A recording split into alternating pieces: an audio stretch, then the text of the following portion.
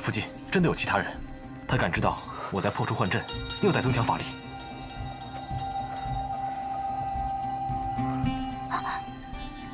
在那边。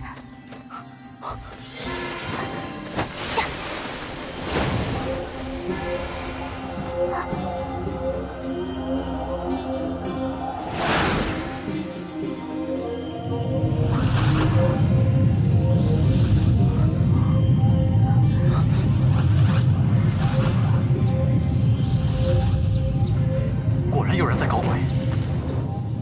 哎，阿软姑娘，你怎么了？仙女妹妹，没事，可能最近没休息好，总觉得睡不够似的。都怪我，一直带着你四处奔波，在长安时，也没让你好好休息。才没有呢，一泽吃的比我少，睡的也没我多。真说起来，一泽比我更辛苦才对。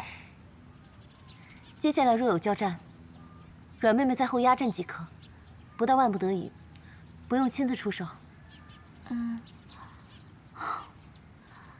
刚才虽然只是与那人短暂的交手，但我却能感觉到，此人的修为非常强大，甚至可以说是深不可测。能在这么大一片地方，悄无声息的布下如此以假乱真的幻阵，此人的修为定在我们之上。若不是夷则先以秘术破了那人的幻境，我也未必能察觉到那人所在的位置。我们大家一定要小心。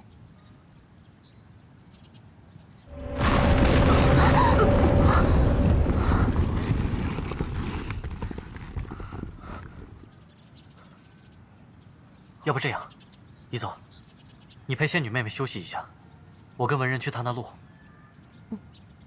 也好，你们一定要小心。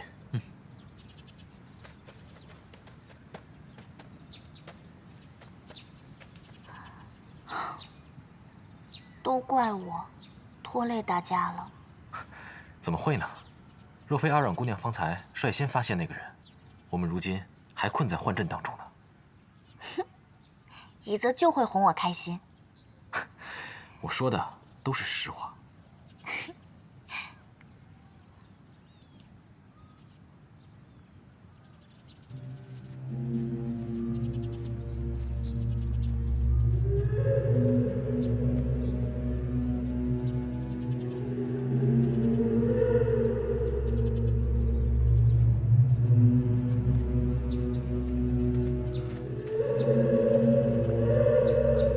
这里有火山，这是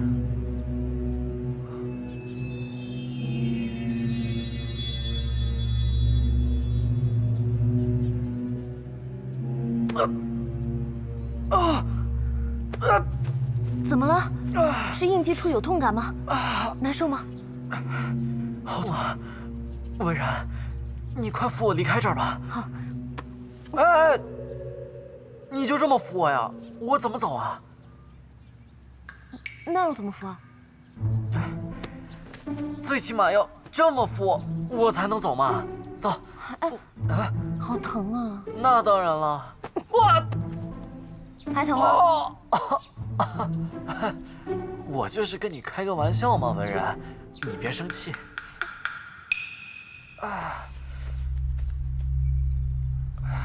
不过话说回来，这片火山跟我梦里的情景非常相像。你的意思是说，当初昭明之影就掉在这附近？看来这条路没有走错。好，我们快去找夷则和阮妹妹。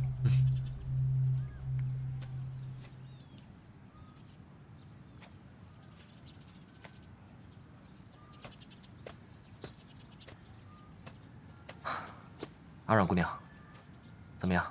好一点了吗？没事。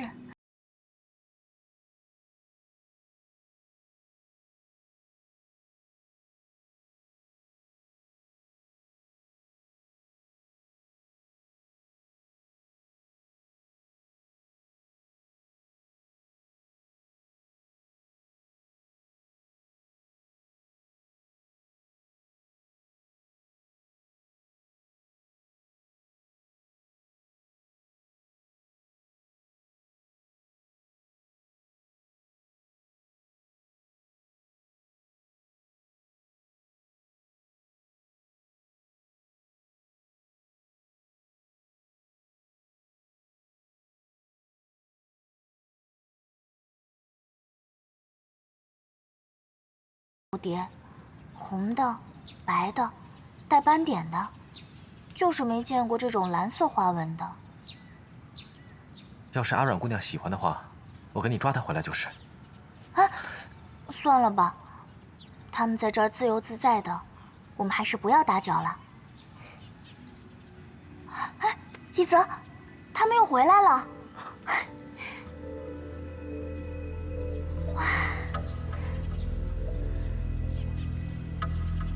危险！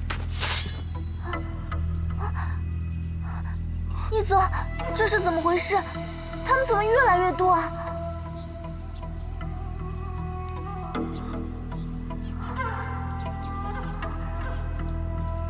小心！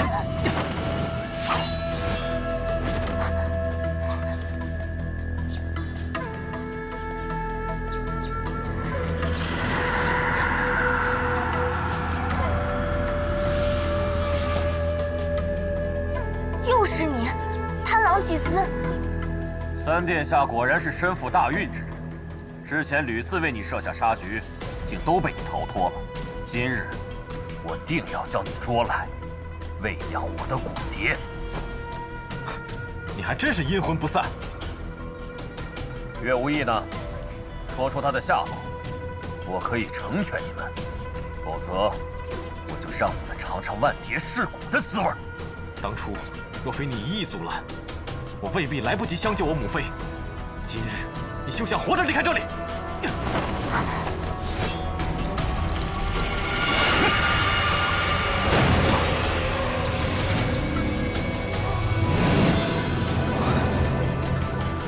怎么会？法术一失即散。我的宝贝骨蝶以灵力为食，一旦遇上灵力浓郁的活物，便会紧追不舍，直到把对方的灵力吞噬殆尽。之前小瞧了你们几个，如今看来，你们倒也配得上我用此招。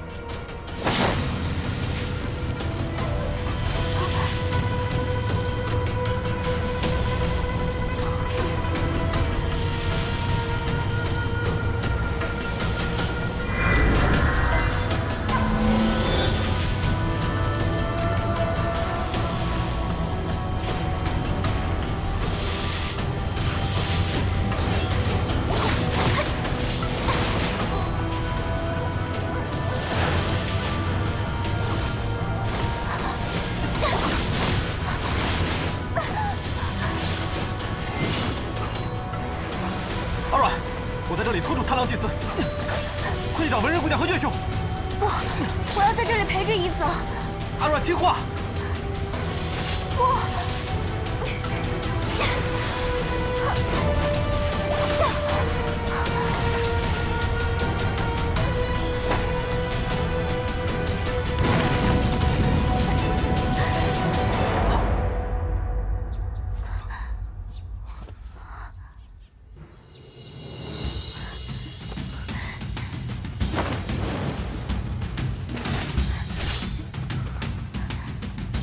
这不可能！你用的是什么法术？竟然没有被我的骨蝶吞噬！我这个不是法术，是眼术，没见识。又是这些破木头！之前是谢衣，现在是你！可恶！你说，你跟我师傅到底有什么过节？哼！当年沈夜择途，老子样样强过谢衣。可不知道谢衣在背后动了什么手脚，竟然让沈夜选择了他。没想到这个流月城的大祭司，凶恶至极，但还算有点眼光。混账东西！你说什么？要是没有谢衣，老子现在至少跟七杀连真平起平坐。此仇不共戴天。今日，你就替你师傅来偿还吧。换了我是那个大祭司，我也会选谢衣哥哥。每天对着你这张阴险狡诈的脸，我会连饭都吃不下去的。你们以为烧了我的骨蝶，老子就奈何不得你们了吗？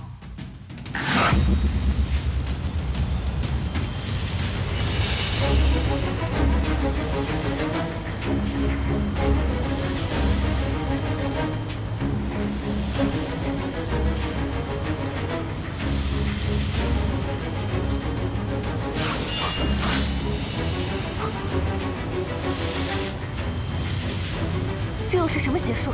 他的魔气比在冷德寨强盛太多了，怎么可能？师傅明明当时把他逼入绝境了呀！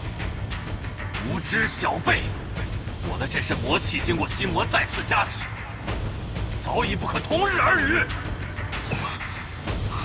刘月成祭司，果然跟心魔有所勾结。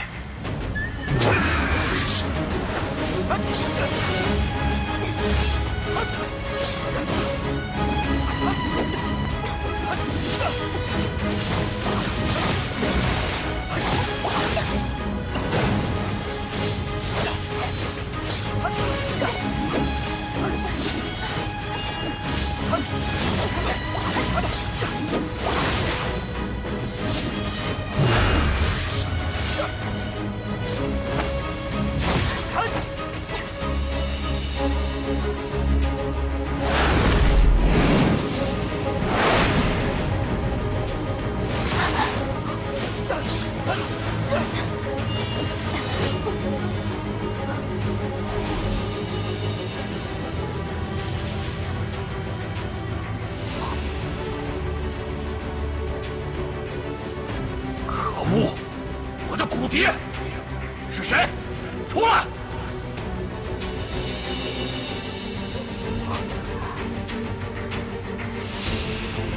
何方妖人在此以邪术作祟？不可能！难道你用的也是眼术？这等魑魅魍魉，在仙火面前不过是跳梁小丑。是什么东西？敢坏老子大事！你擅入仙罗岩在先，其后动用邪术，你若再不肯退去，休怪我对你无礼了。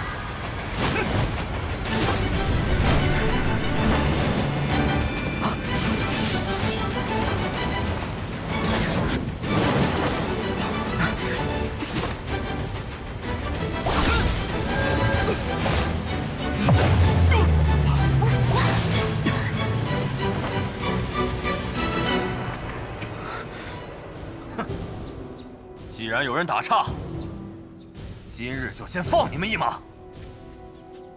小子，算你走运。老子先走一步，咱们的账以后慢慢算。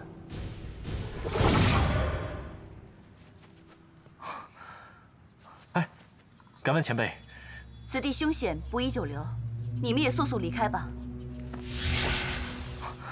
喂！贪狼祭司随时会再回来，我们还是先离开，再做计较吧。我们来的时候看见一座火山，无意说与他梦中所见极为相似，或许在那里能够找到昭明之影。如此，便去火山的方向吧。来，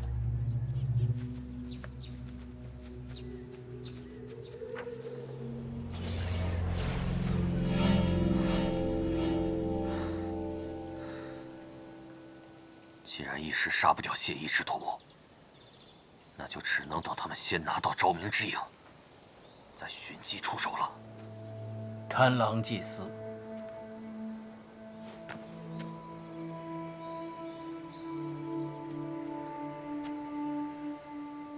你是何人？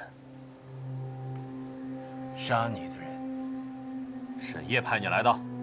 大祭司命你跟踪谢衣之徒，并未让你动手，你已经违背了大祭司之命。哼！想当初，我也算是对沈烨言听计从，可是我又得到了什么好处？他向来不把我当回事，我又何必对他继续效忠？所以，你选择与心魔合作。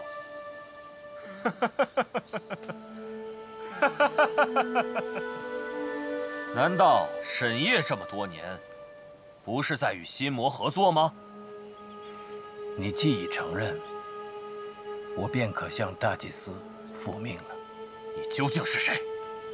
为什么我在流月城100年，都没有见过你这个人？你不知道的事还很多，比如，你不知道死的滋味。就凭你，不知你还有什么未了的心愿吗？老子从来想说就说，想做就做，没有什么可怨的。你我滚开！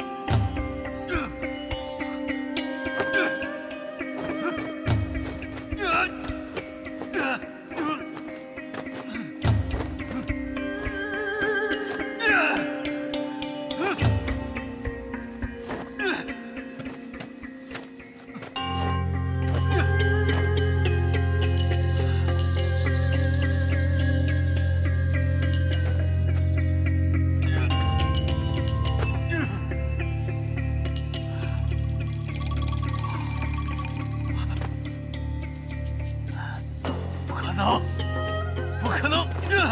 这招式不可能！你说，你到底是谁？你说，你到底是谁？这个问题，你留到黄泉路上慢慢琢磨吧。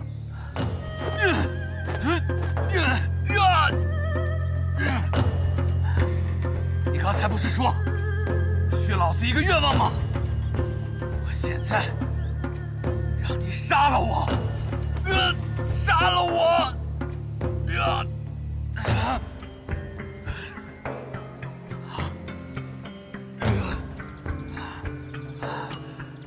求求你，杀了我！杀了我！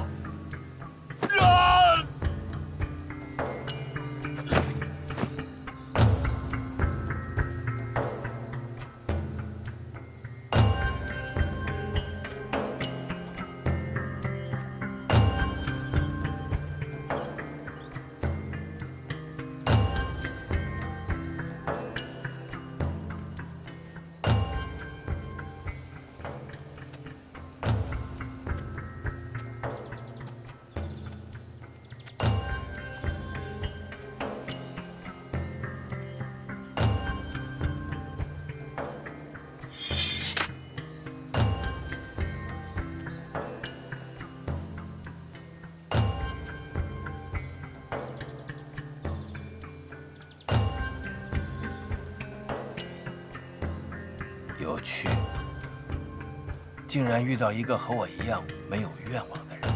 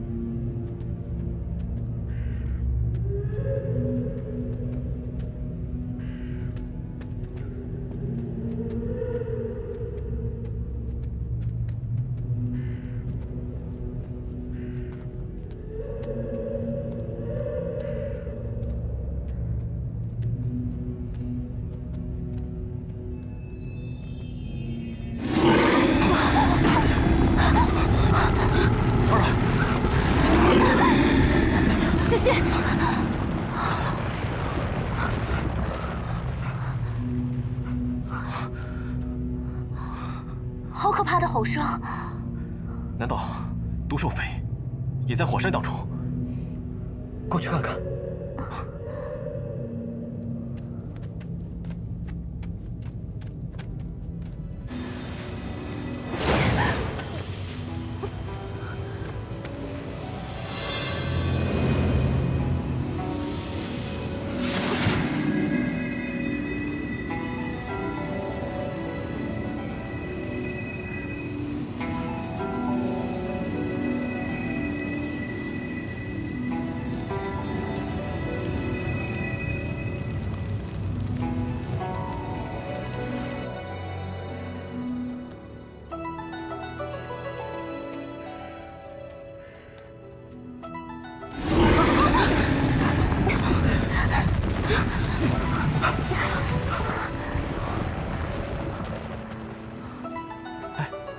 前面有个洞，我们先进去躲躲吧。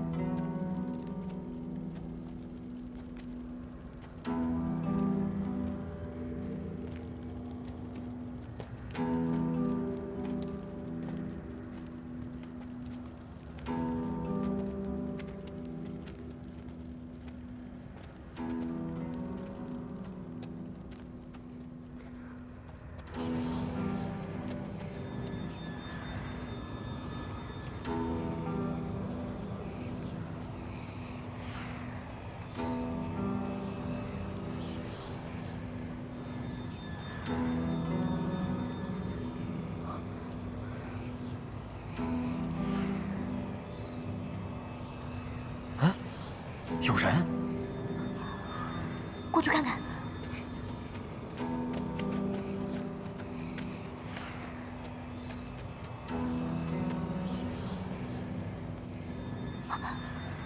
是他，他受伤了。此地温度虽高，但以他的修为，不该抵受不住。救人要紧，回头再问清楚。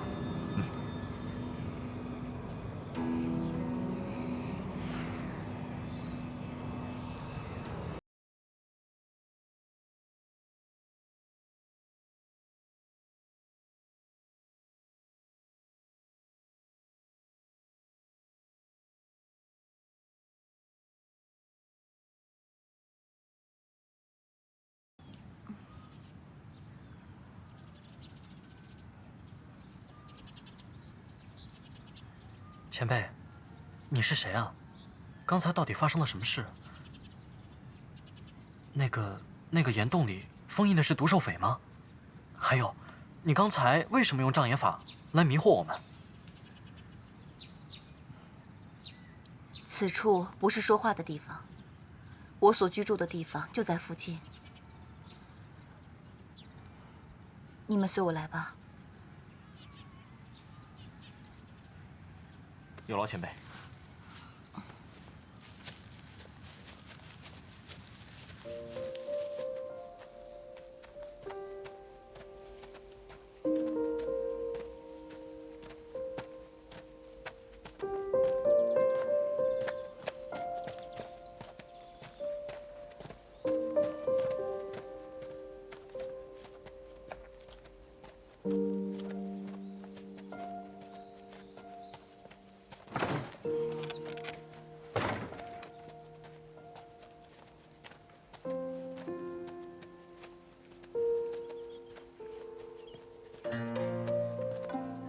前辈，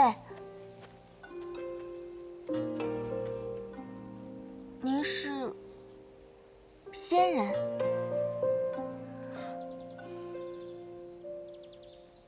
仙女妹妹，你说什么啊？你有没有搞错？你身上有仙灵之气，不会错的。小仙溪妙华，多谢各位出手相救。前辈不必客气，是你救我们在先。只是，此地凶煞浊恶，并不适合修炼。不知西姐姐为何结庐于此？我有我的理由。敢问前辈，刚才在古迹中施以障眼法的，就是您吗？正是。前辈为什么要这么做？你们为何要找毒兽匪？不瞒前辈，我们此行的目的，就是为了找到昭明之影。这位公子，能否告诉我，为什么要找昭明之影？如若前辈不嫌厌烦，我们这便一一道来。请说。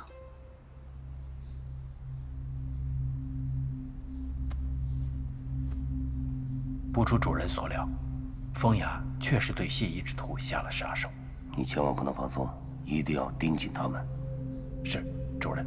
属下定全力替主人取得昭明剑。去吧。是，主人。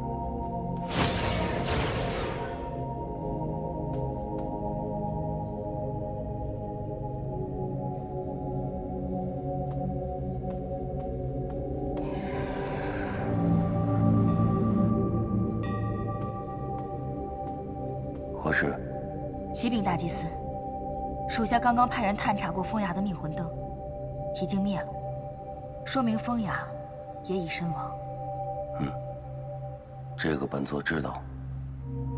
风雅在流月城中也是1等1的身手，大祭司究竟派谁去了下界，这么快便取了他的性命？初期是本座精心打造的一把利剑。初期是刚才离开的那个人，他从何时开始跟随大祭司的？很长时间了。为何我从未见过他，甚至未曾听说过他的名字？举世无双的利器，与其施于人前，不如纳之于袖。难道大祭司连我也要瞒着？我并没想瞒着你，只是我认为你根本没必要知道。初期已经去了新罗岩，以后跟踪谢夷之徒的任务就交给他了。也罢，只要是大祭司信任之人。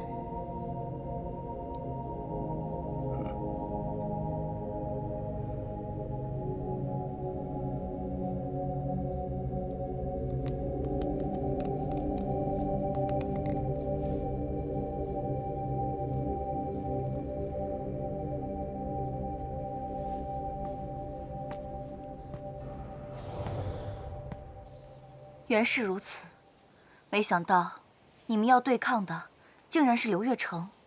前辈也知道流月城吗？流月城远在北疆上空，其上居住的乃是上古部族猎山。前辈，我们的事已如实告知，可否告诉我们昭明之影的事了？不瞒诸位小友，我前来星罗岩，是要守护一处上古封印。上古封印？难道是为了封印毒兽匪吗？毒兽匪的确就在刚才的岩洞中，昭明之影也确在他体内，但毒兽匪早已经死了。啊？那刚才在岩洞中喷出烈焰的又是谁啊？上古时期，毒兽匪偶得昭明之影，作乱星罗岩。与此同时，仙人福英因冲撞神上而获罪。神农为平息神上之怒，引福英前往星罗岩镇杀作乱毒兽，以将功赎罪。福英化身火龙，经过了一场惊天动地的恶斗之后，终于战胜毒兽匪。毒兽虽死，毒性却没有散去。兽血流疾之处，草木凋零，生灵涂炭。福英以自身利爪钉入地底，并将灵力注入岩层，形成防护结界，从此确保毒血不再向外渗透。然而福英，他却因沾染的毒血过多，以致自身凶煞之气被激发，竟渐渐失去人性，成了一头狂躁难抑的凶兽。神农只好将福英封印在毒兽埋尸的深山之中，并以灵力凝结神石，投入山顶水源。神石浸泡过的神水慢慢渗入岩层，缓解了兽血毒性。千万年后，福英的凶煞之气也终于逐渐得以控制。啊，原来刚才在岩洞中，西姐姐是在将自己的仙力注入神石之内。几千年过去了，神石上神农的灵力早已消耗殆尽，只有注入新的净化灵力，才有可能持续控制住福英的凶煞之气。那前辈，您的修为岂不是？修为没了，再练便是。我的职责，首先是要确保当年神农设下的封印稳固。福英已不负人质，若有一天挣脱封印，后果不堪设想。其次，我要净化福英的凶煞之力，助他恢复正常。请前辈指教，我们如何才能拿到昭明之影？只有先控制住福英，才有可能从毒兽尸体中取出昭明之影。如此看来，我们就无法避免与福英前辈一战了。福英也是可怜之人，如今失去神智，更是身不由己。如若你们要强取昭明之影，恐怕他会伤了你们，而且我也不愿你们伤了福英。刘月成残害下界，唯有昭明神剑才能阻止。如今，昭明之影就在眼前，这个险我们不能不冒。至于福英前辈，我们一定会注意分寸的。福英前辈虽然已经失去神智，但他的修为仍非我们四人能够力敌。此事，前辈，请助我们一臂之力。请助我们一臂之力。请助我们一臂之力。西姐姐，你就帮帮我们吧。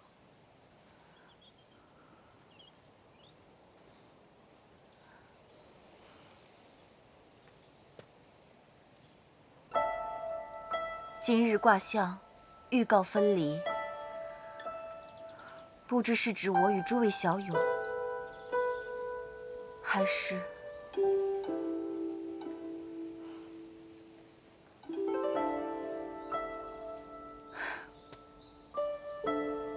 也罢，刘月成如此为祸人界，此事必须有个了断。你们随我来吧。西姐姐，多谢前辈。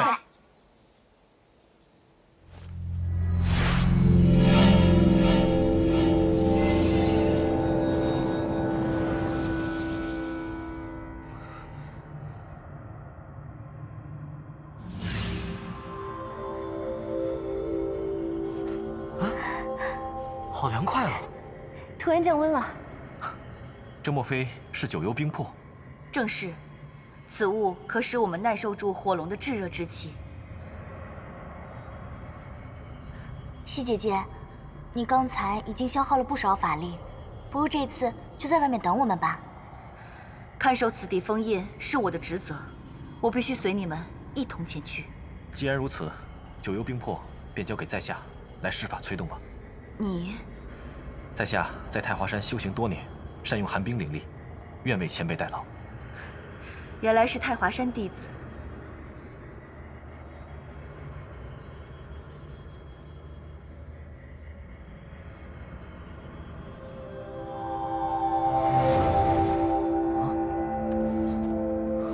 走吧。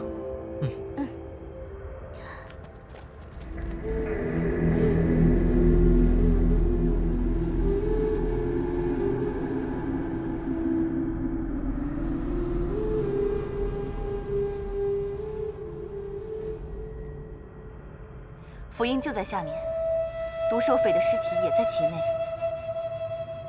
那我们走吧。等等，怎么了，前辈？福音可能正在休眠，若是能不惊醒他，视为上策。一旦交手，还请诸位小友手下留情。请前辈放心，我们一定多加注意。走。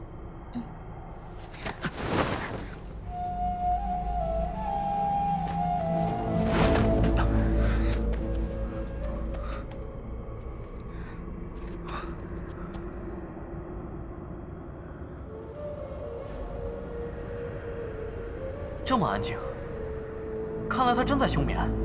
不要说话。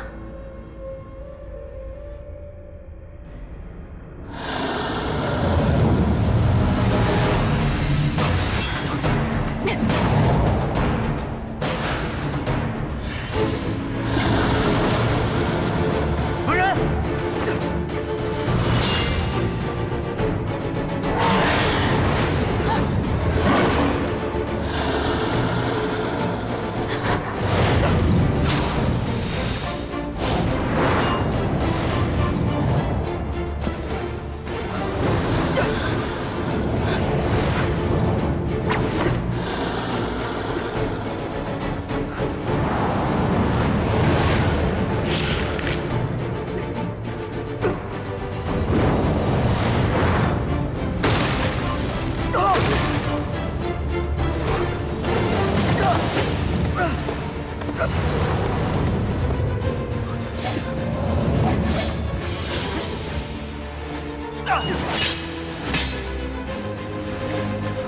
来，走！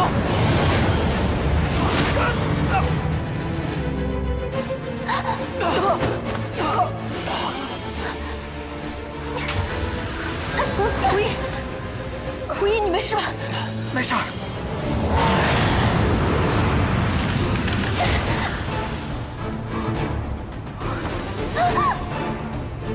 阿软！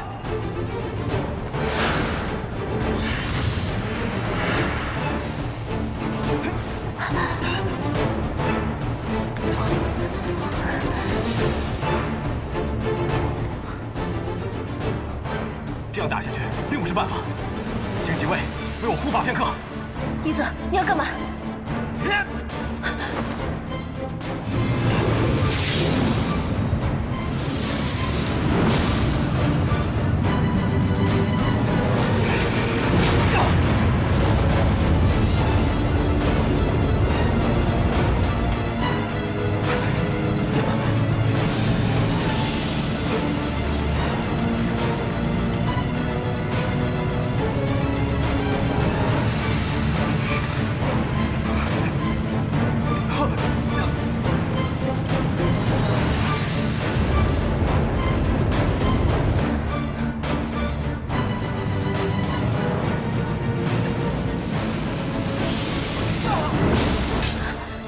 一泽，你没事吧？天剑降魔，果然非我所能驾驭。我没有灵力助一泽。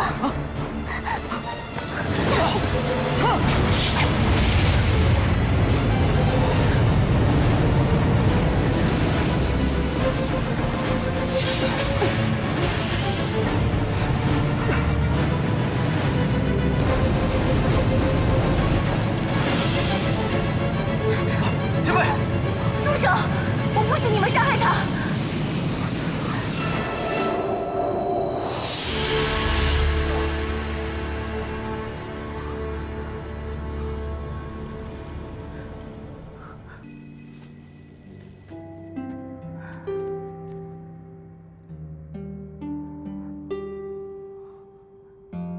妙华，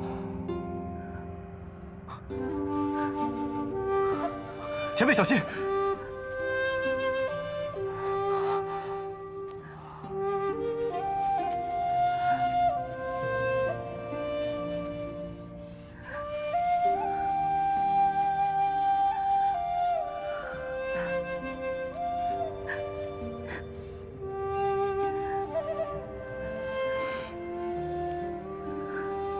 数千年过去了，你终于恢复了神智。你不该来星罗岩，更不该为了我耗尽万年修为。我这样一个罪人，不值得你远离天界，离群索居。天国虽然热闹，没了你，万杯觥筹不过是提醒寂寞。星罗岩虽是寂寥，可有你在，千年不过一瞬而逝。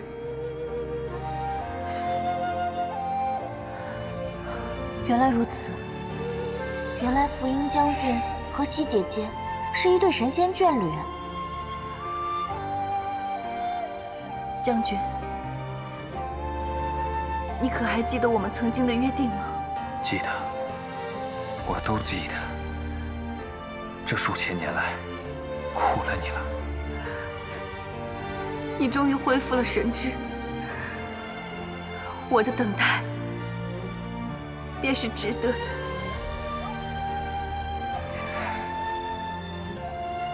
我是因九幽冰魄的寒气入体，这才暂时压制住了体内毒血的流转。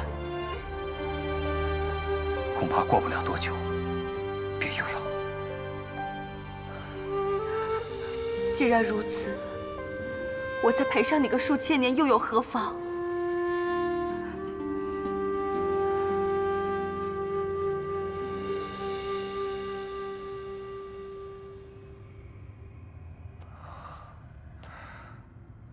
妙华，你甘冒奇险，带这几位小辈进入岩洞，定有要事吧？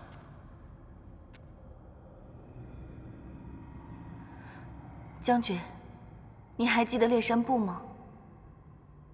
当然，烈山部是相助神农补天的上古神医，后来长居流月城中，由于伏羲结界所限，恐怕此刻还漂浮于北疆上空吧。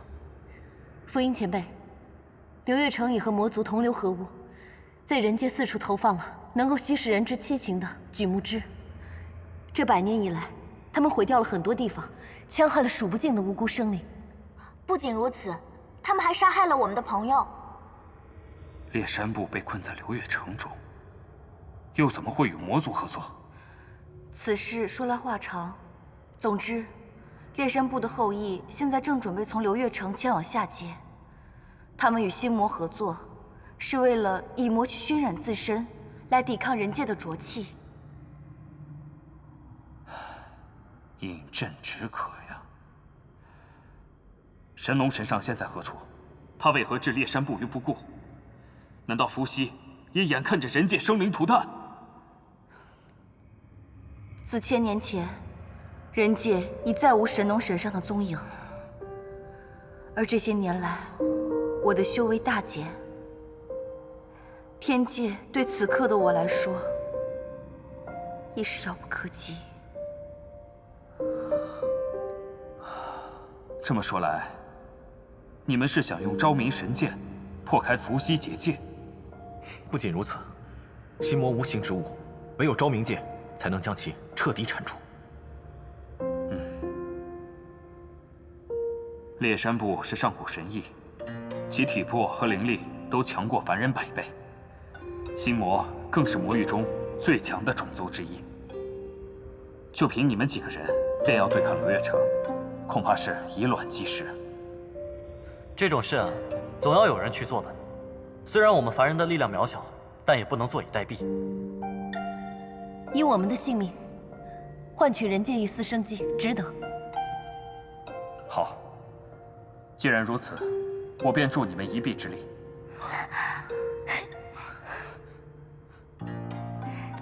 多谢多谢前辈。跟我来。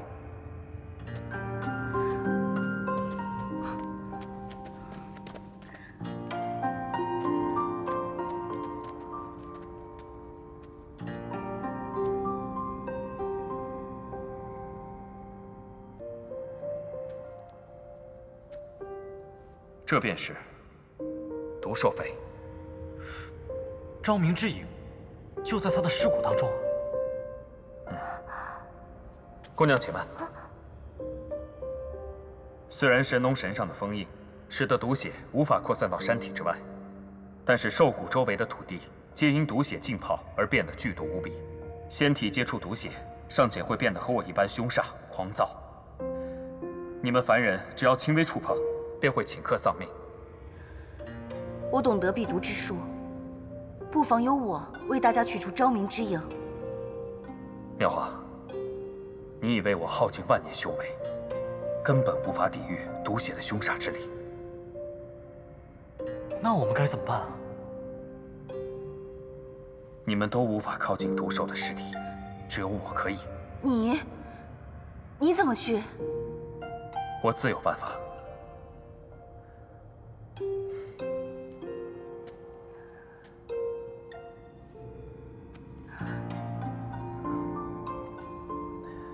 当时没能陪你看迎风花开，想来仍是遗憾。将军，你要做什么？我体内毒血未尽，已经压制不住毒血的反噬，只怕片刻间又要丧失神智。妙华，你陪了我数千年，我不希望你再遥遥无期地等下去。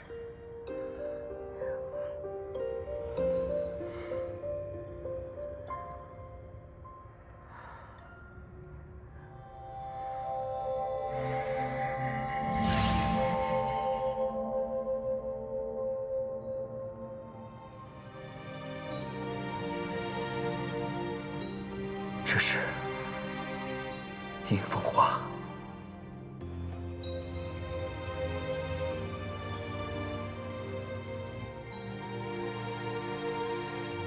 此生无益无憾，只是欠你太多。百年扎根，只为一朝吐蕊。我如迎风花般，得偿所求，不负怨怼。忘了我，重新修行，回天界去。将军，你既然自觉亏欠我太多，那便不可敷衍了事。我要与你立下一个约定：你带着这朵迎风花前往轮回之境，下一生不管你去哪儿，只要带着这朵迎风花，我便会找到你。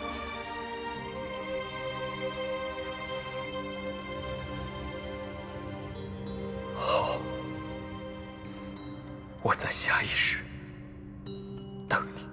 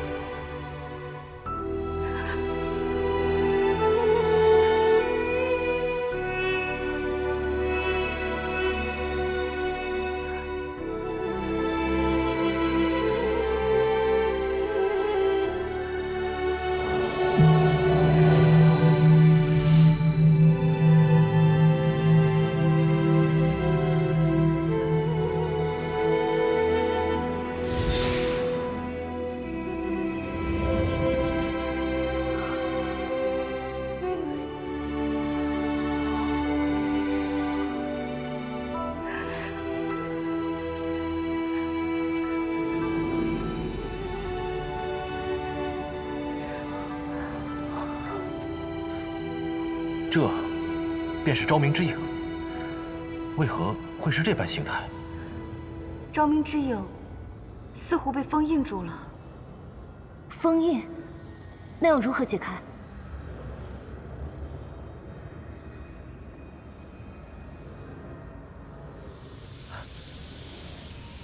虞姬，虞姬，无意不知，小子，不妨让那个女娃试试。昭明之柄，不就是因她而解封的吗？你说女娃？仙女妹妹？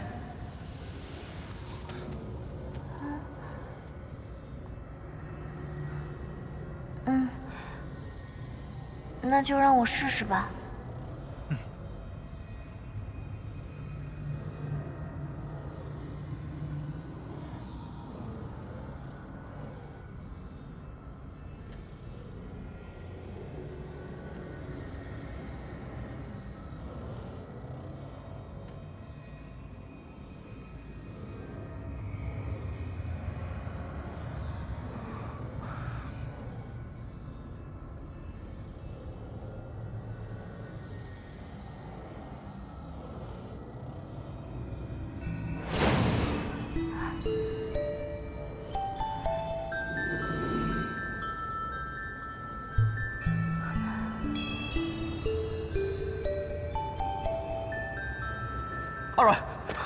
阿软姑娘，阿软姑娘，阮妹妹，仙女妹妹，阮妹妹，阿软姑娘，仙女妹妹，阿软姑娘，你怎么了？阿软姑娘，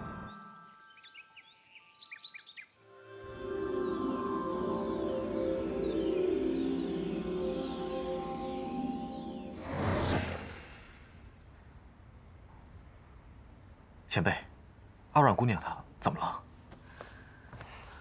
阿软姑娘禀赋清纯，只是她的身体异于常人。异于常人。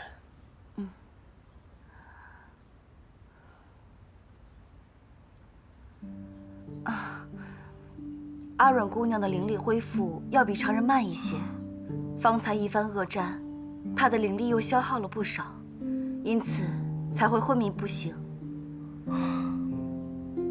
灵力亏虚，那是不是多休息一下就没事了？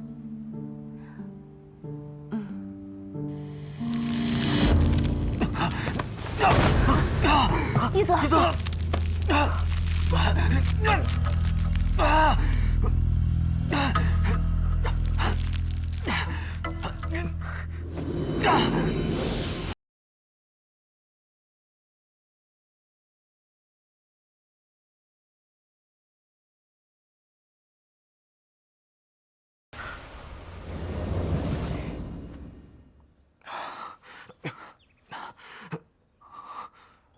前辈，一泽他怎么样了？夏公子身体中似乎有一个霸道至极的封印，压制住了他体内的妖力。封印乃是我师尊所设，为了避免我妖行暴露，这个封印正在逐渐溃散，我也只能暂作延缓，只怕再过些时日，封印将会彻底消失，再也无法修复。那一泽岂不是变不回人形了？无妨，我早已做好心理准备。令师尊是设下封印之人，他或许有办法修复封印。夏公子，你应该去寻你师尊帮助。师尊此前已往积山之巅渡劫，归期不定。更何况，在下目前所处情形有些特殊，唯恐连累师尊。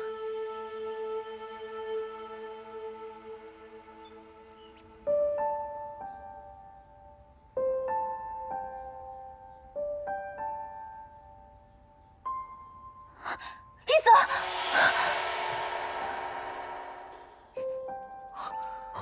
哎，仙女妹妹醒了。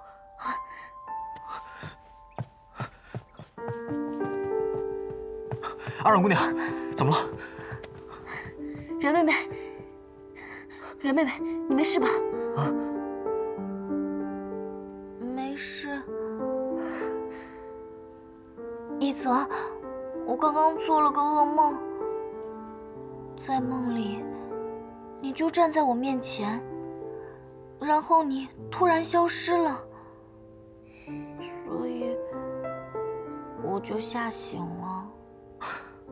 你看吧，你一叫我的名字，我就即刻过来找你了。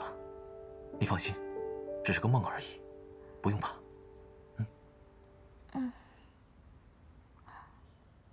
我真是不争气，又让大家担心了。仙女妹妹，你醒过来就好了。你看一泽急的差点连魂儿都丢了。岳兄，慎言。啊，那是我说错了，不只是一泽一个人，我们2个魂儿都丢了。岳兄挺记仇的嘛。就你话多。一泽，我来帮你修复封印吧。且慢，夏公子的封印非同寻常。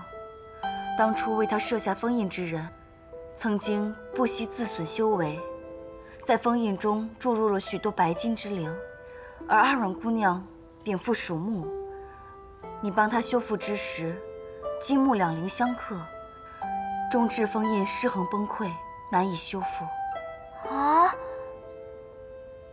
原来是我害了一泽。别说傻话了，你也是一片好心而已。况且，就如阿软姑娘所言，人和妖，就像飞鸟和游鱼，并没有好与坏之分，在下根本不介怀。阿软姑娘，你精神好些了吗？睡了一会儿，有力气多了。我这里啊，种了许多花草，你修木属法术，应该也喜欢花花草草吧？不如我带你四处转转。好呀，刚好睡得一身酸痛，出去走走正好。我陪你。夏公子，你封印破损，现在想必一定很难受，你还是好好歇息一番吧。在下无妨。你现在不好好休息，妄动气血，恐怕会加快封印崩溃之速。好，在下就依前辈所言。阿软姑娘，走吧。一泽，你要好好休息啊。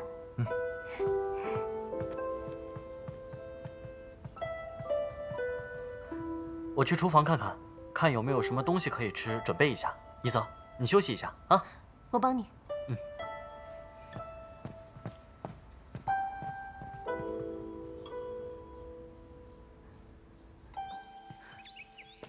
阿软姑娘，你喜欢哪种花草？我什么花草都喜欢呀。西姐姐，星罗岩浊气很重，你居然还可以把这些植物养得这么好，一定花费了不少心血吧？一花一草都有它的灵性，我对它们心中有愧，本不该让它们生长在如此寒浊的地方，陪伴在我左右。西姐姐，我可以让草木迅速恢复生命力，你看着啊。不可！怎么了？阿软姑娘，你灵力特异，似仙非仙，似灵非灵，不知究竟是何来历？我是巫山神女呀。这……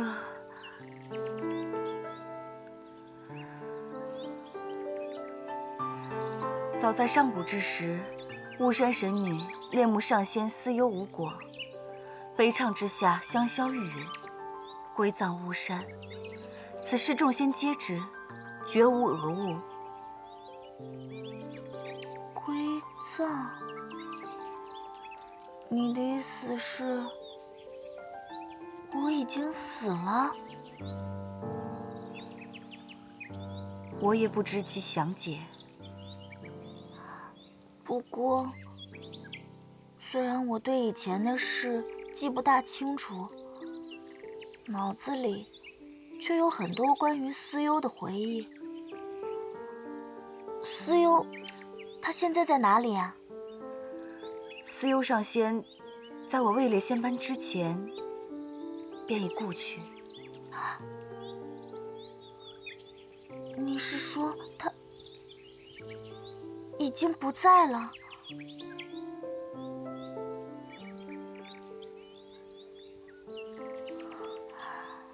虽然我的脑海里只有一些思忧的影子，一些片段。但是不知道为什么，听到这个消息，我的心里还是觉得很难过。阿软姑娘，我叫你出来，其实是有一要事相告。姐姐，请说。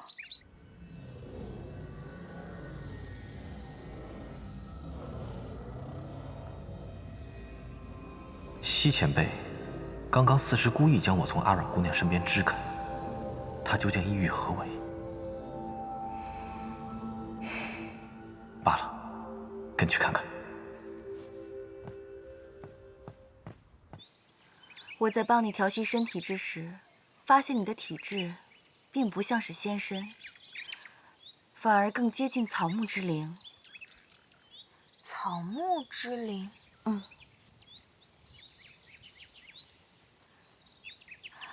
不会啊，如果我不是巫山神女的话，我怎么会有巫山神女的记忆，而且还知道上古时候的事情？这一点，我也百思不得其解。对了，你近日是否觉得时常晕眩乏力？而且最近连吃东西都没什么胃口了，都不像以前吃东西那么香了呢。果然如此。阿软姑娘，从未发现自己身上灵力正在流散溃失吗？灵力流散是什么意思啊？常人灵力便如瀑下水潭，常急常有，往来相济，含有干涸；而阿软姑娘灵力虽精纯强横，却如一只满水瓷瓶，一旦倾倒流溢，便覆水难收。你的意思是，我的灵力无法自然恢复，用着用着就没了？不错。然而又不仅于此，譬如此时此刻，你未动用法术，但你的灵力仍在流逝，只不过其量微小，难以察觉。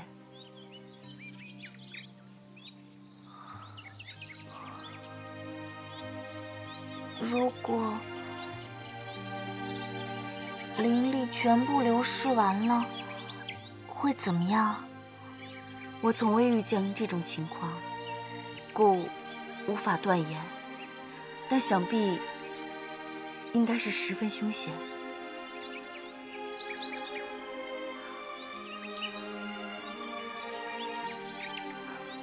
我也不知道该如何安慰阿软姑娘，但这三界之中，花无常好，月无常圆，何曾有谁真的永生不灭呢？西姐姐，这件事情可不可以不要告诉别人？一则他们知道会担心的。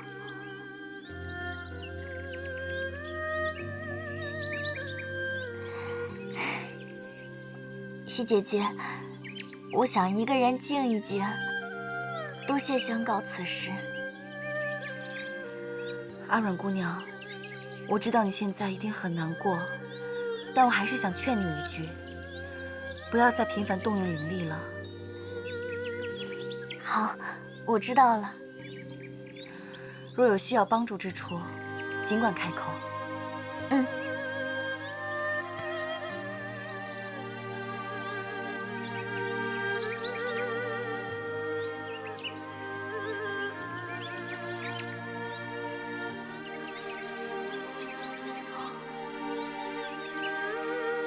谁？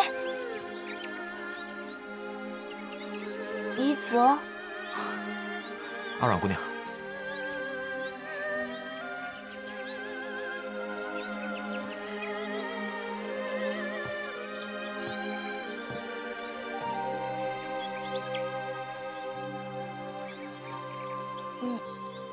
你来多久了？啊，刚来不久。啊，那还好。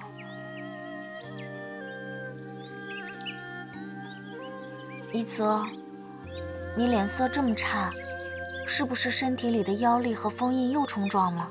是不是很难受啊？在下无妨。一泽，你知道自己变不回人形了，心里一定很难过吧？世间妖类，有生而能化人形者，亦有修炼而能化人形者。若在下勤加修炼，再过10年，我或许能重现人形。那如果我分一些灵力给你，再陪你一起找找可以补灵力的草药，是不是就可以加速你的修炼，让你早日变回人形了？二姑娘，你还要将灵力分给在下？我乐意给，你不能说不要。在下何德何能，值得姑娘你如此相待？哎呀，一点点灵力而已嘛，而且我可是神仙，比你们凡人的灵力可多多了。方才你和西前辈的对话，我都听到了。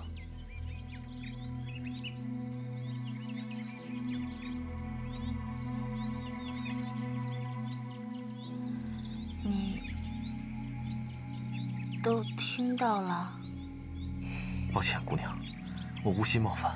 那你还来做什么？来看我伤心的吗？明明自己都快要死了，还想着把灵力分给别人，真的很可笑，对不对？不，二姑娘，在那间荒废的破庙里，我曾跟你说过，愿为你承受一切煎熬。如果可以的话，我宁可灵力散逸的人是我。傻瓜。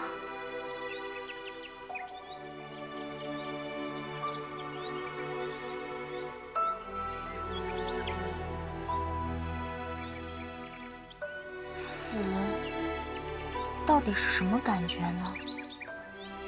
会不会跟梦里一样，会变成一棵水草，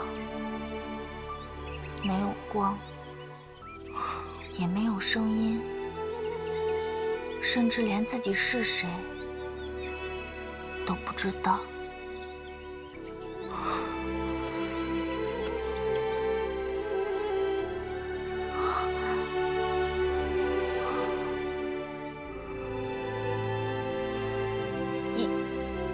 一泽，阿软，我能叫你阿软吗？嗯，我向你保证，终有一天，这万里山河都将为我所有。我将踏破河山，倾尽我所有的能力，为你找到解决之法。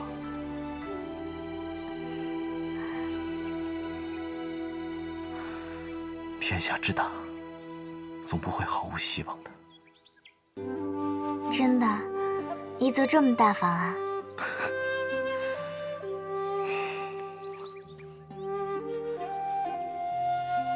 其实，我不太知道该如何讨女孩子的欢心，所以如果有任何事物能让你开心、快乐，你一定要告诉我，无论付出任何代价，我都会为你做到。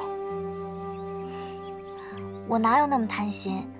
只要有一泽，还有小叶子、文人姐姐，你们能一直陪着我，我就觉得很满足啦。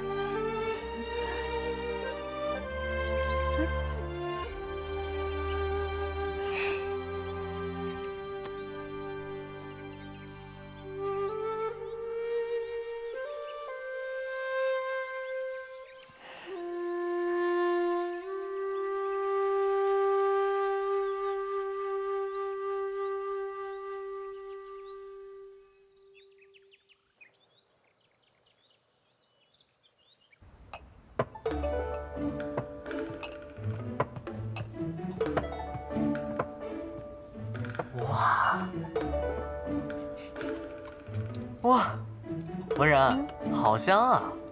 你果然跟长安那些女孩不太一样。哪里不一样？她们就算不是琴棋书画样样精通，但也最起码懂得针织。可你呢，只会打架、砍柴、做饭。哎，你这是夸我呢，还是损我呢？不过，我就喜欢你这样。又胡说！别人家的少爷不是花天酒地，就是迎风弄月，哪个像你一样，从小呢就是一门心思啊扑在木头上。我看还好是岳伯父岳伯母，要换了别人，早就把你扫地出门了。说起来，文然，你知不知道我为什么叫岳无义啊？大概是因为你小的时候不太像个正常人，所以岳伯父呢才为你起名叫无义，希望你长大以后能够好好做人吧。你这个解释啊，还当真有趣啊。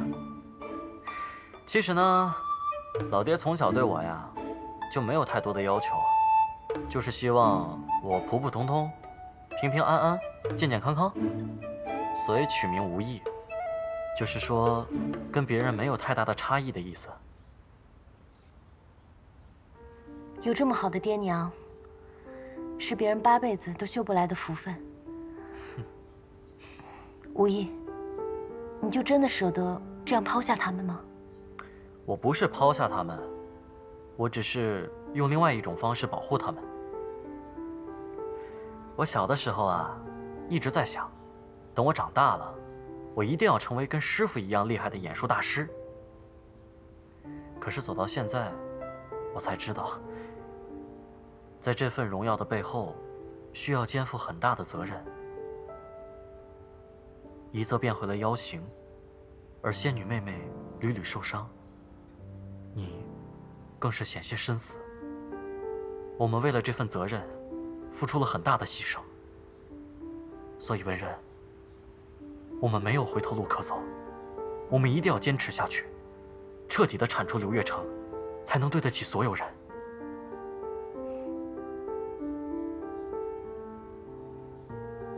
你这么看着我干嘛？真的很难想象，这番话是从岳公子口里说出来的。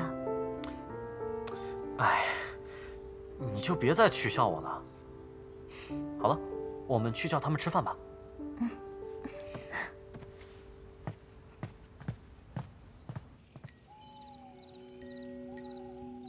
殿下，整个长安城找遍了，仍没有发现风牙仙师的下落。难道连他也死了？仙师法术高深，应该不会吧？那李艳呢？小人也正在查，暂时还没有他的下落。废物，滚下去！是。三皇子在星罗岩，杀了三皇子，杀了岳无义，杀了他们！站住！殿下，您还有何吩咐？星罗岩，李艳在星罗岩。星罗岩，殿下，您是如何得知他在？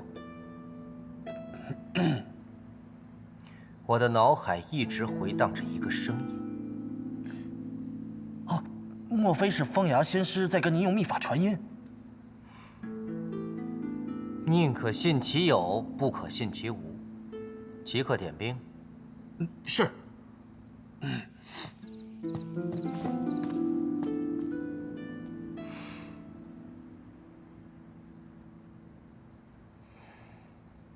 我不要喝汤药了。阿软，阿软，最后一碗了。阿软，来，最后一碗了。我不喝，我不喝，药苦死了，我才不要喝呢。来，这不是为你好吗？来一口。不要过来，阿软，我不喝，我不喝。阿软，不要过来，不要过来。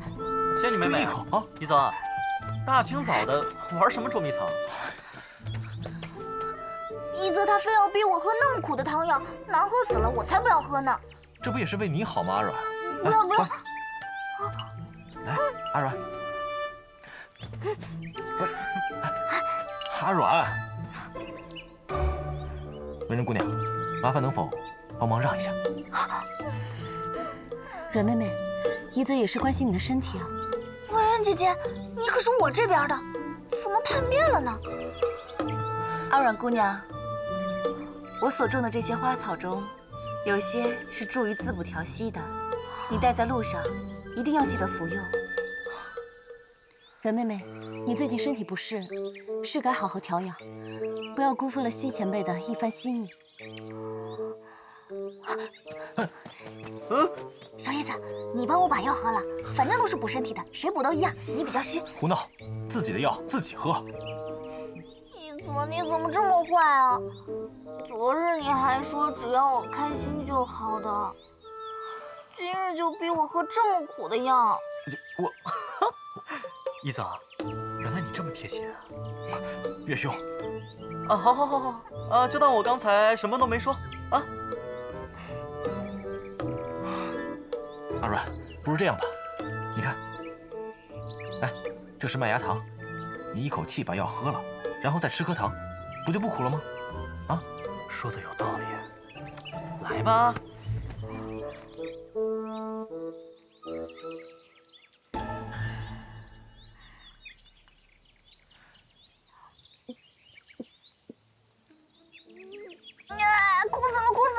哭死了！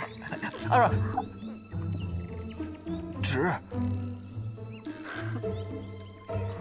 唉，以前呀是仙女妹妹专治怡泽的冰块脸，现在呀是怡泽专治仙女妹妹的仙女病。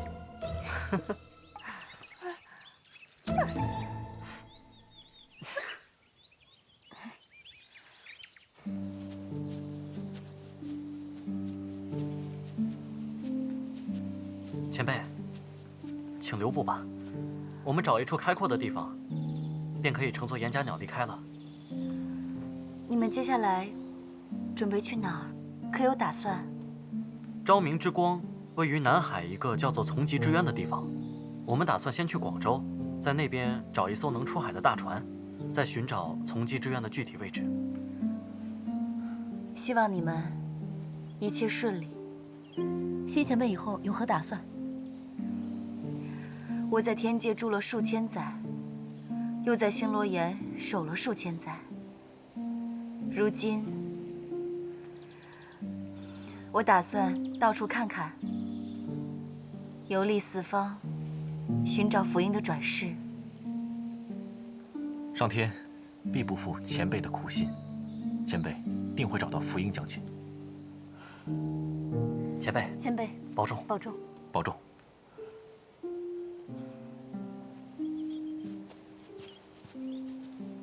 西姐姐，再会。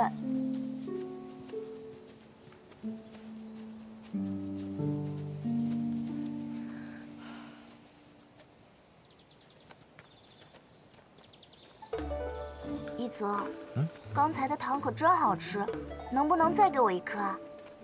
这麦芽糖是在长安的时候买的，也不知道什么时候才能再买到。不如等到下次喝药的时候再吃吧。就一颗吗？一泽不要小气，一泽，就一颗。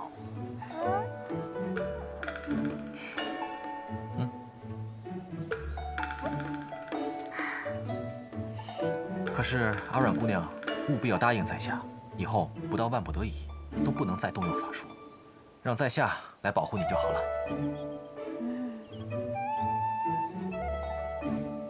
看情况吧。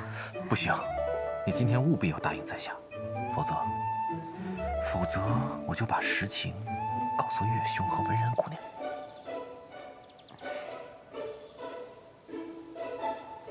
一泽，你居然威胁我！一泽，你们打完情骂完俏了没？岳兄，哎，人家俩说话呢，你有没有眼力见？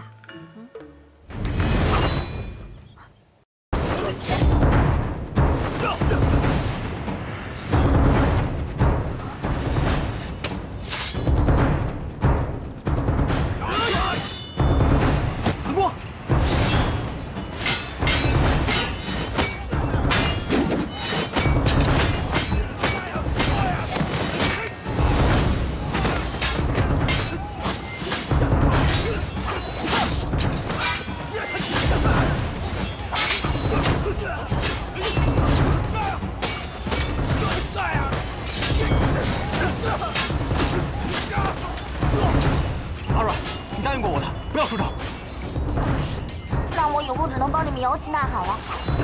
一泽加油！加油！一泽加油！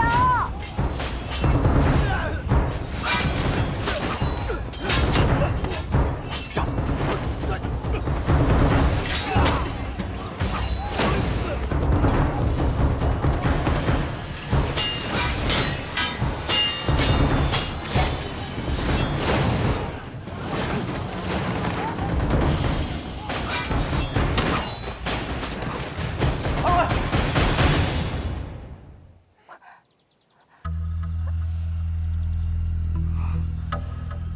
三弟，好久不见呀！你这双手倒是挺别致，让二哥都有点不敢认了。李淼，你放了他！这出宫久了，连规矩都不懂，竟敢直呼兄长其名！你我之间的纠葛，何须一再累及他人？如果不是这帮人选择与你在一起，又怎么会被牵连进来？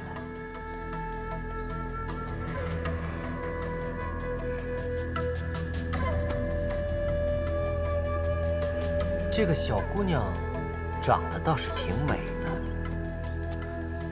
怪不得让我的三弟龇牙咧目。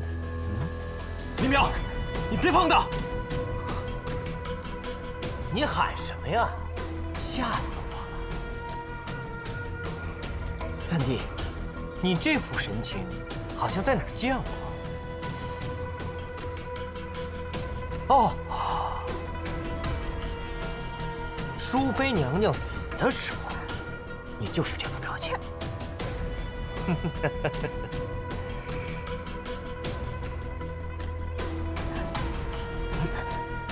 李淼，你无非是想对付我一个人，你放了他，我以命相抵。看来这个小娘子与你交情匪浅。一泽。不要！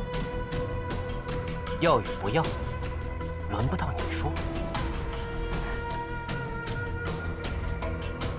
你凭什么跟我谈条件？嗯？不光是你，在场的所有人都得死，而且我还要让他们死在你前头，让你眼睁睁地看着这些人是因为你而死。你个混蛋！三弟，我很喜欢你现在这副表情。从小父皇就宠爱你，在你脸上很难见到一丝悲痛。如今见你这样，真叫人解恨。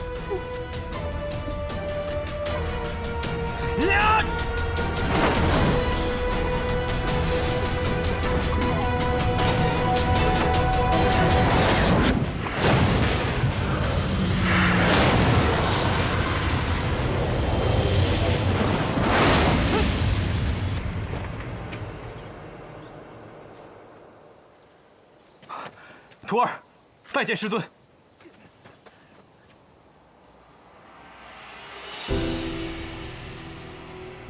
师尊，太华观爵威长老，多次听圣上提及二殿下，想不到今日一见，竟是此般情形。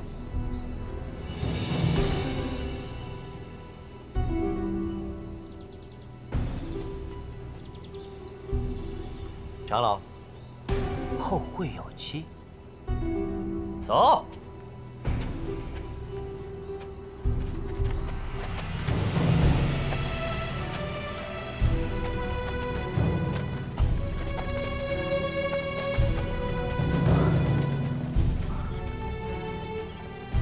这二皇子身上怎么会有魔气？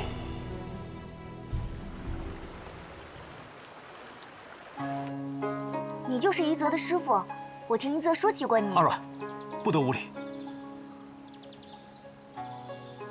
师尊，数月未见，别来无恙。哼，你眼里还有我这个师傅？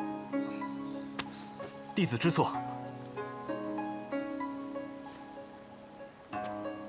那你说说，你错在何处？弟子擅破封印，私自离京，并未及时回山禀明情由，已属触犯门规。既然如此，跟我回太华观请罪。请什么罪啊？一泽说的这些都是迫不得已的。阿软，不可冒犯。哼！晚辈乃百草谷星海部天罡，阿软姑娘心直口快，无意冒犯真人。只是，一泽种种行为，却是形势所迫，身不由己，还请真人明鉴。待我领小徒回山，自会评判。尔等皆与太华观无关，可自行离开。你这个师傅做的倒是挺悠哉的嘛。岳兄，一泽被人陷害，3番5次被人围杀，你这个师傅人在哪？他身负重伤，身体被封印反噬，你人又在哪？现在要问罪了，你人来了。岳兄，不得对我师尊无礼。小叶子说的没错，你也看到了，那个二皇子3番5次想要谋害一泽的性命，还有那个皇帝，也认定一泽是个妖孽。他要跟你回了太华观，落到那群人手里，那不就死定了？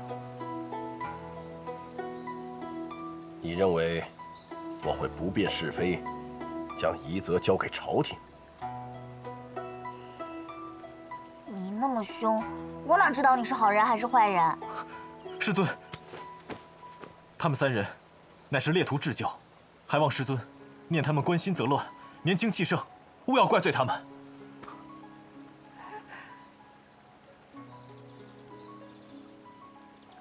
罢了，先回太华观再说。对错是非，自有为师赏罚，容不得他人指摘。跟为师走。师尊，请恕弟子眼下不能回山。你说什么？列徒已答应这几位朋友，还有一件十分重要的事情要做。此事不容商量，先跟我回太华观再说。师尊，请恕弟子不能从命。你，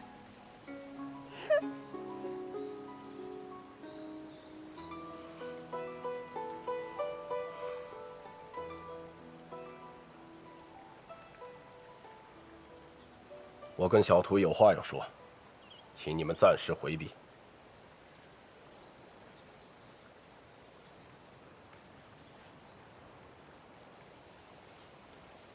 哼，夷则这是什么师傅呀？凶巴巴的，不像是好人。阮妹妹，你错了。我听师傅提起过，太华观觉微长老，也就是清河真人，不仅修为高深，更是惩恶扬善，心系天下的大好人。你们呀，都别急，把话说清楚，长老就明白了。我怎么瞧着他一副逆骨不化的样子呀？听说太华观和朝廷一向关系很好，说不定清河真人为了避嫌，会把夷则交出去。那不行，我可不答应。阮妹妹，这个都是太华观门派之事，我们只可明理，勿要冲动。我才不管什么门派规矩的，这家伙要是想强行带走夷则，我就跟他拼了！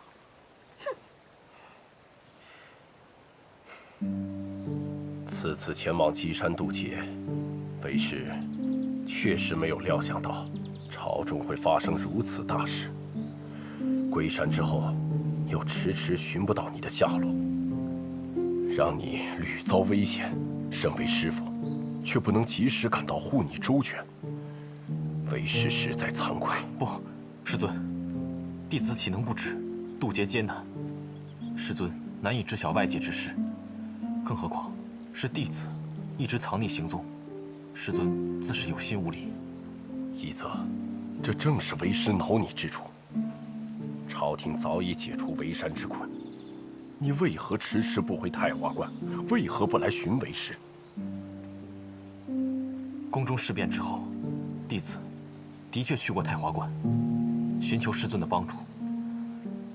只是后来一想，弟子这么一做，必会累及同门，让师尊您和诸位长老为难。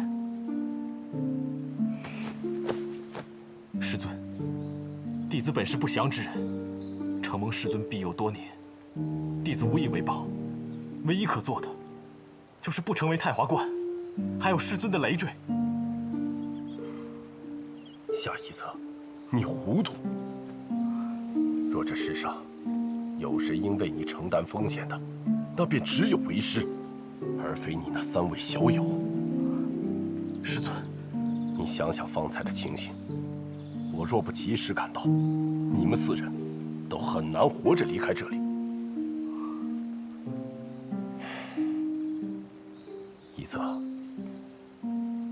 你现在体内的封印已损，不出7日，必将彻底溃破，会永远无法变回人形。朝廷若要寻你，易如反掌。且不说圣上对你的心思如何，二皇子的手下要强行处置了你，那也是师出有名啊。一泽，你可想得明白？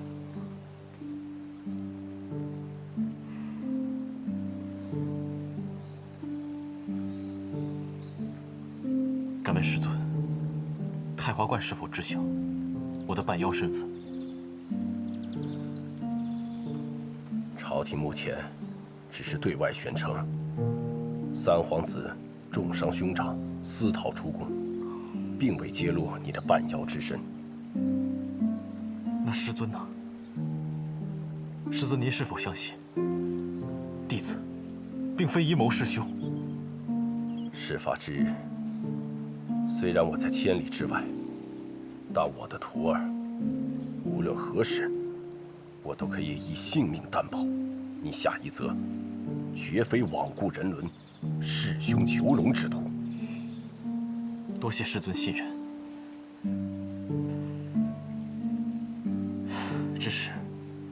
只是我的3位好友竟要踏上凶多吉少的路途了，弟子实在放心不下。一泽，你若真的在意他们，那就更不该与之同行。天下虽大，却没有朝廷不能插手的地方。以你的半妖之行，无论走到哪儿，都难以避人耳目，迟早会被朝廷所擒。你的3位小友，也将会面临灭顶之灾。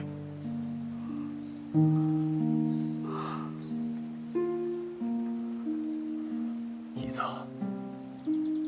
跟为师回山，太华观定能保你周全。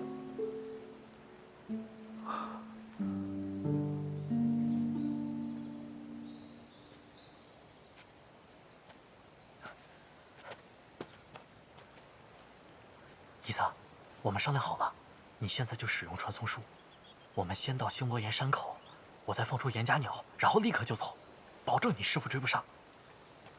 一泽，他这会儿没盯着我们，可以走。岳兄，文人姑娘，阿软姑娘，在下先行告辞了。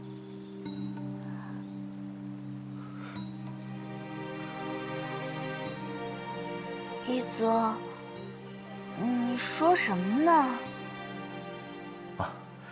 我已经想清楚了，我要和师尊回太华观。此话当真？一泽，你不要一时冲动啊！一泽，你师父到底跟你说了些什么？你怎么会突然这么说？也没什么，岳兄，师尊答应给我庇护，况且太华观高手如林，朝廷也奈何不了我。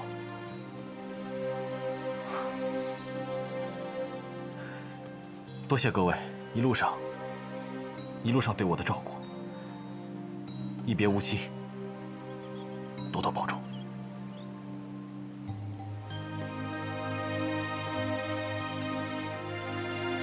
一泽，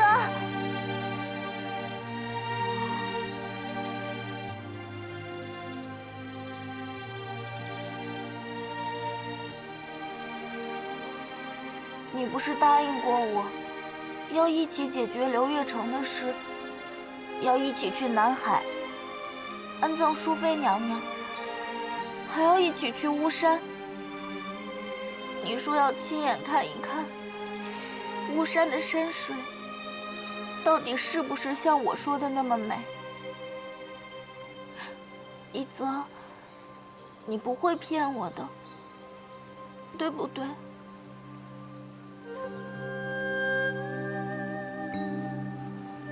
是在下辜负姑娘了。我再三考虑，对抗刘月成太过凶险，我必须留下这条命，才可以登上皇位，洗刷冤屈，为我母妃报仇。你胡说！我认识的一泽，才不会贪生怕死，会抛下朋友，违背诺言呢。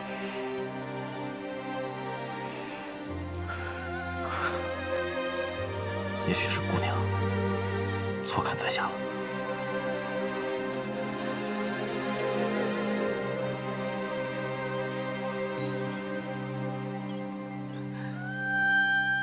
一泽，一泽，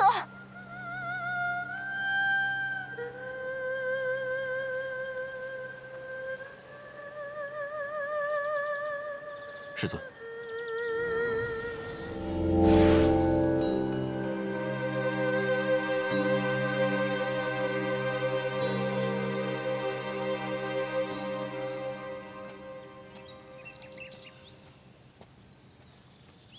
二殿下，好不容易发现夏一泽，难道就这样放过他吗？太华观清河真人，道法高深，即便我们所有人加起来也不是他的对手，又何必自讨苦吃？以今日情形来看，清河真人突然现身，一定是来带夏一泽回太华观的。哼，我倒要看看这太华观有何能耐，敢窝藏一个半妖皇子。你给我听好了，召集人手，包围太华山。是。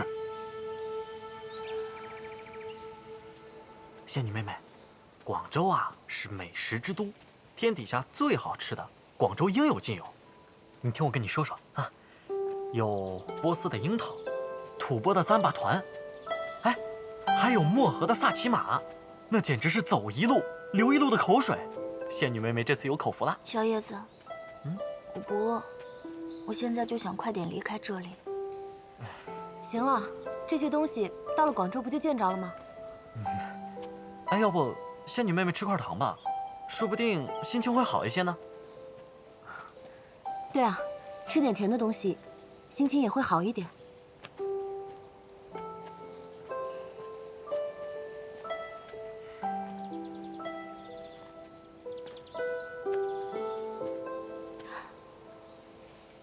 怎么了？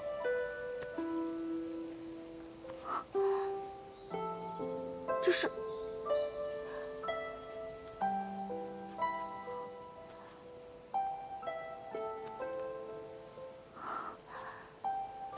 这是淑妃娘娘的血泪。这颗血泪，一泽一向看得比他性命还重要。他一向仔细保管的，什么时候放在我身上的？难道是一泽有意留给我们的？这不可能啊！除非一泽一定有事瞒着我们。走，去太华观，找他问个明白。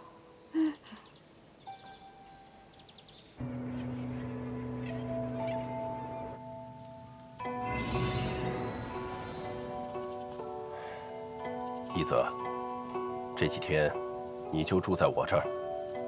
为师已经嘱咐过弟子，无要事不可来别院打扰。你回山之事尚未公开，暂不可抛头露面。可师尊，山脚已经被朝廷人马包围，太华观一向是避世而居的清修之所，却因为我卷入朝廷纷争，不得安宁，弟子实在惶恐不安。一泽，你何时变得如此婆婆妈妈、优柔寡断？弟子只是担心会连累师尊，累及同门。一泽，你是不相信为师能保你周全，还是不相信太华观能给你庇护？弟子不敢。你既是我太华弟子，便没有连累一说。你只管安心在此休养，其他的事情，为师自会替你办妥。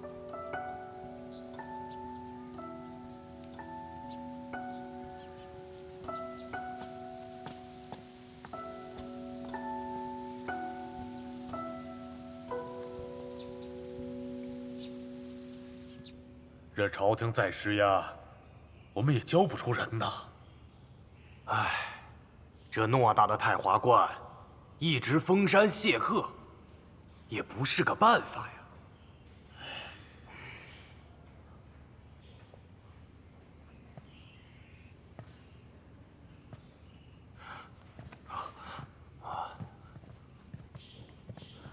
爵位长老，你可算回来了！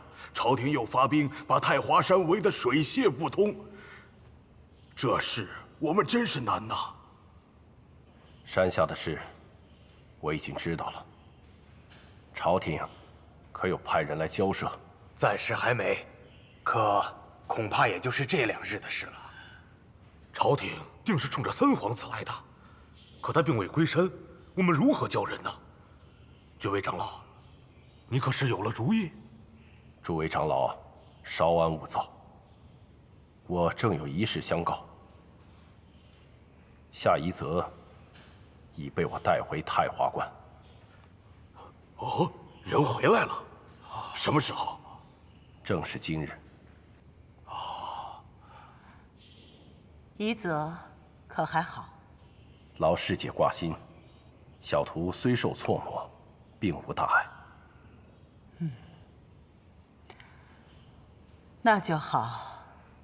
爵位长老，朝廷既然宣称夏夷则阴谋弑兄，私逃出宫，无论真相如何，还是应该由他亲自向朝廷解释清楚，也好解除围山之困呢。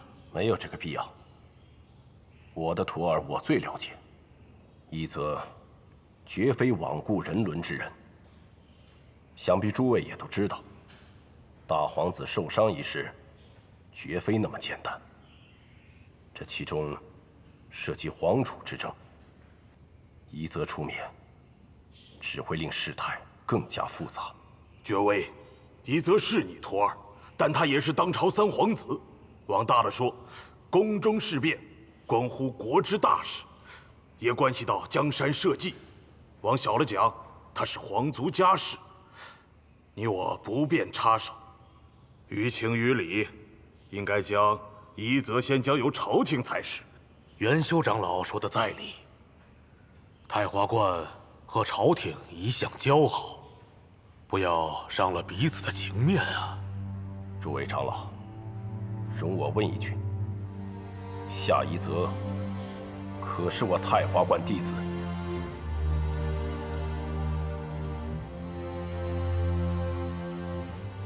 夷则7岁拜入我太华，向来尊师重道，从未有悖逆犯上之举，自当是我太华精英弟子。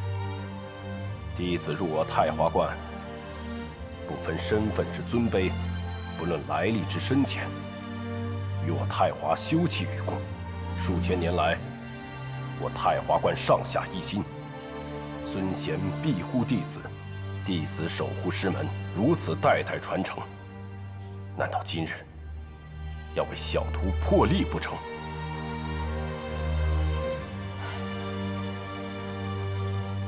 爵威长老所言有理。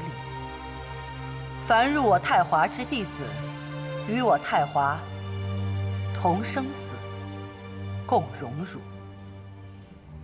当今皇子也不例外。那依爵威长老之意，眼下该怎么办啊？隐瞒夷则下落，避免不必要的纷争。朝廷若强行攻山，又该如何？那我倒要看看，我偌大一个太华观，能不能保全自己的弟子？我清河真人有没有能力庇护自己的徒儿？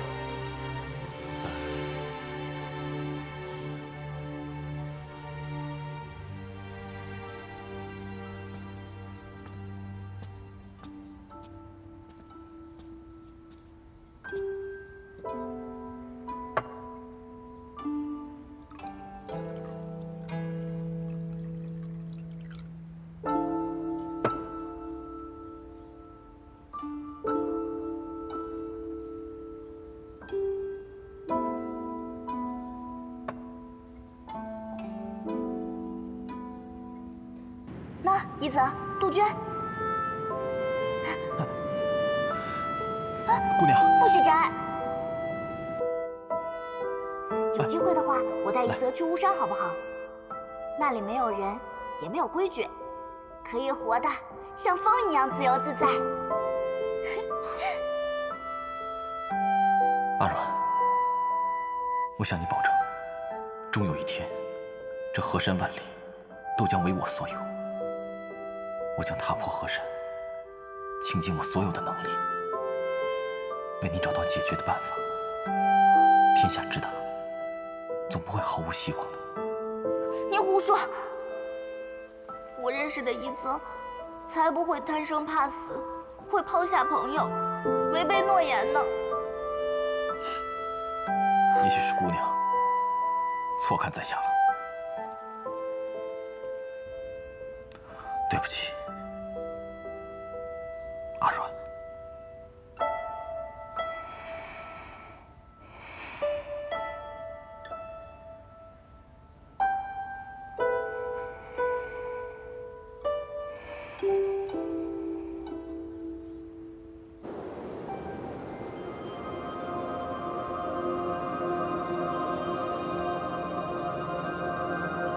小叶子，快到太华观了吗？快到了，前面就是。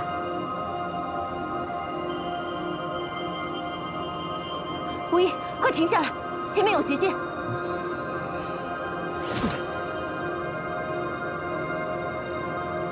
那怎么办？要不我们先找个地方想想办法。好。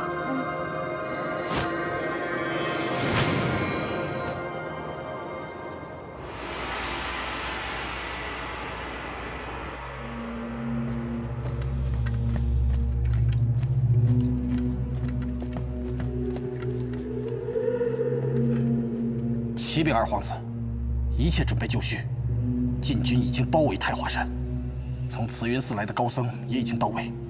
有他们在，那些老道布的结界即可突破。只等您一声令下，出征太华。好。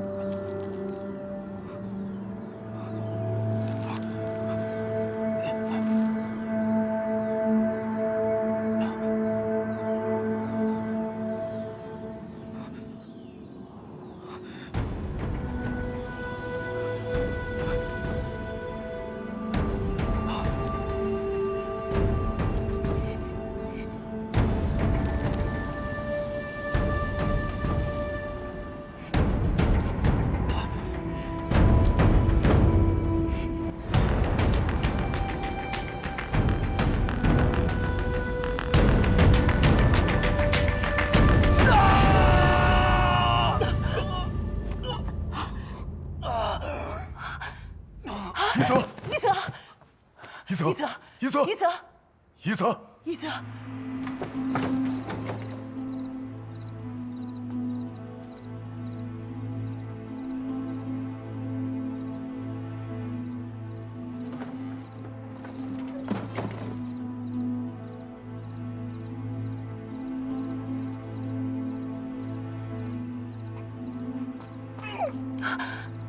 清河，清河，来这边休息一下。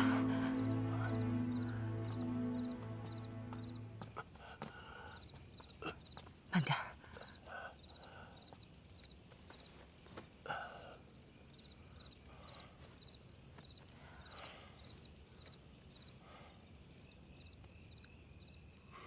你没事吧，清河？没事，不过是修复封印而已。一则饱受煎熬也就罢了，为何连你也受到了反噬？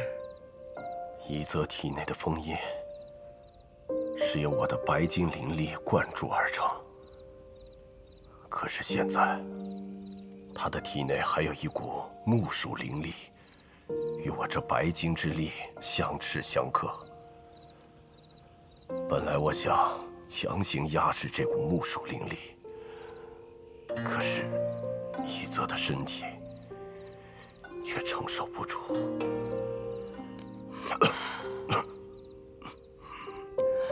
那一泽的封印还能修复吗？太难了，这道封印已经彻底失衡崩溃。这就难办了。太华观数千长老弟子，知道一泽半妖身份的，不过你、我，还有长期闭关后山的师祖。就算我们能帮他一时，难道还求他一世，让他永远不见人和事了？师姐放心，我自有打算。什么打算？待我调息数日，再重新为一泽设一道封印便是。清河，你可知道重设封印的代价？一泽体内的封印，最初便是由我设下，我心里自然有数。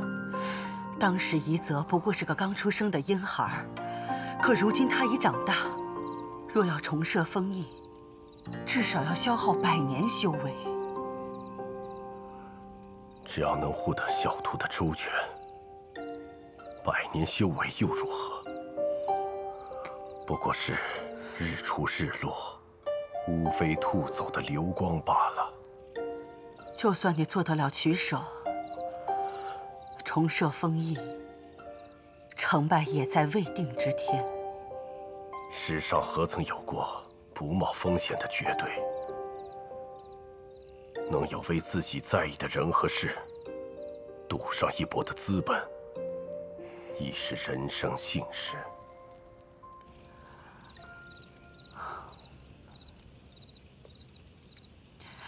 如果你已经考虑清楚，我定当尽全力相助。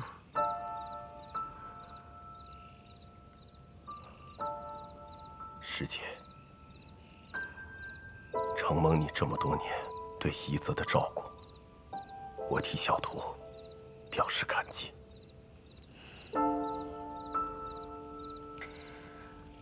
你我之间，若还用这个谢字，那便生分了。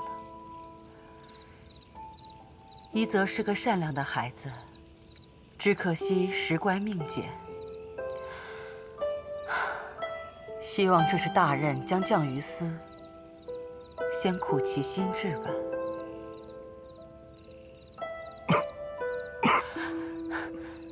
时候不早了，我送你回去休息吧。择日再来看一泽。好，走吧。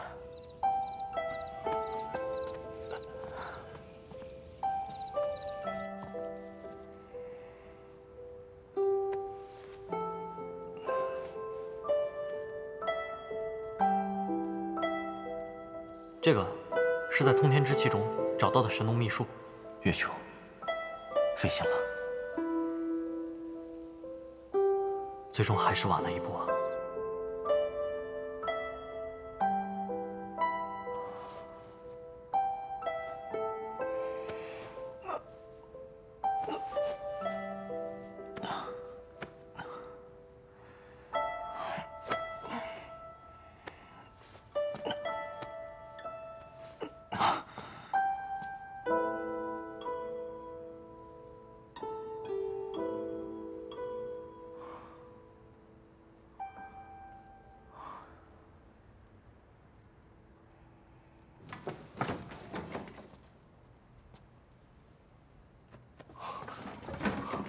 一泽，你身体还虚弱，应当卧床休息才是啊。一泽，你这是做何？不孝，不能为师尊解忧，反而平添烦恼。只恳请师尊莫要耗费100年修为，为我这列徒重设封印。一泽，快起来，起来，坐下来。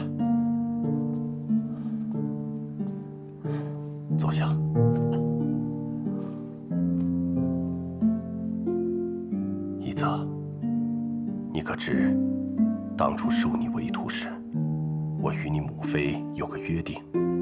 什么约定？她保你不登皇位，不削皇家血脉。我护你一生周全，让你不为妖形所累。修为没了再练便是，又有何可惜？而你的半妖之心，怕是会成为对手的利器，束缚你的桎梏。为师定不能坐视不理。师尊，要是我有方法，能够彻底摆脱半妖之身呢？什么方法？